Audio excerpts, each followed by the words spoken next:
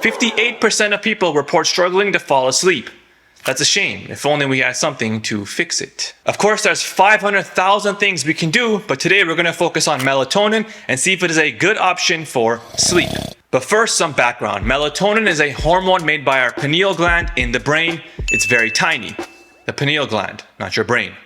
Although I guess some people have a tiny brain as well. But that's for another video. Now, since it's a hormone, we need to be careful because we don't want to be throwing off any hormone balance that we have. I would just like to say, hormones, you are a crazy. This is especially important for young men and women going through puberty, but also adults too. Normally, we have low levels of melatonin during the day and high levels at night, courtesy of what we like to call the circadian rhythm. Here is a simple graphical representation of our circadian rhythm. What we care about for this video is right here at 2100, which is 9 p.m., where melatonin secretion starts, and 7:30 a.m. when melatonin secretion stops. But if you also cared about when your best coordination time is, apparently it's 4:30. Go figure.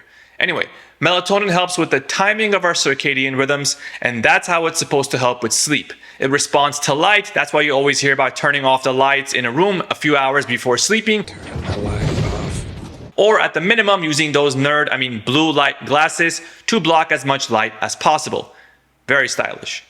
These ones actually aren't that bad. Anyway, melatonin can be used for several things like jet lag, sleep, anxiety, cancer. That can't be right. Research has demonstrated that melatonin is more than just a natural sleep hormone.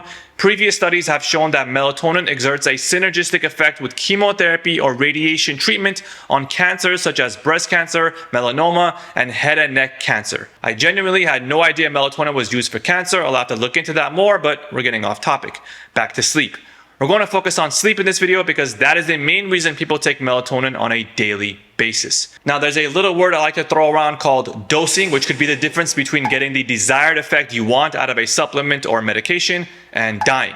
So we need to be careful and make sure the dose is appropriate for the person and indication. Now, if you do a quick search on Amazon, you'll see an insane range of doses for melatonin. We have 300 micrograms as the lowest I can find, and a whopping 60 milligrams, which is equivalent to 60,000 micrograms as the highest dose. Maybe that's an appropriate dose for a cancer treatment. I'll have to look into the studies and confirm, but it is way too high for sleep, guaranteed. For reference, the human body makes anywhere between 10 to 80 micrograms per night.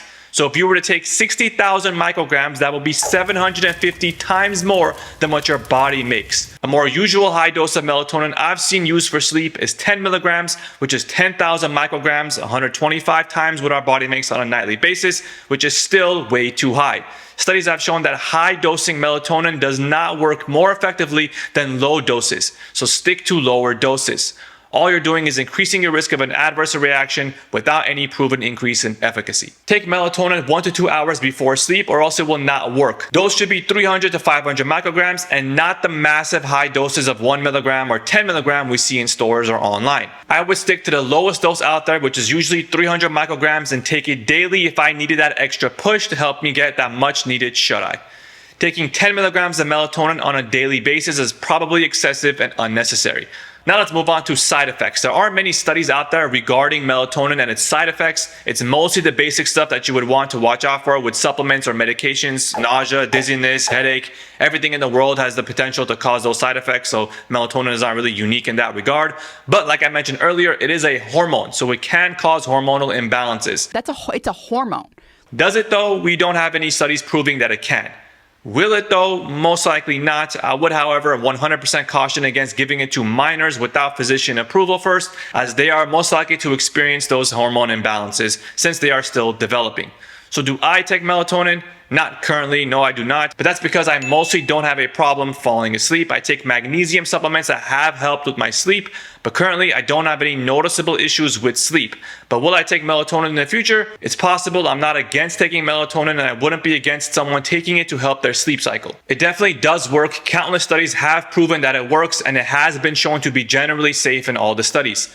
The only thing I'd be against is taking an extremely high dose like 5 or 10 milligrams on a daily basis. I would stick to 300 to 500 micrograms at the most.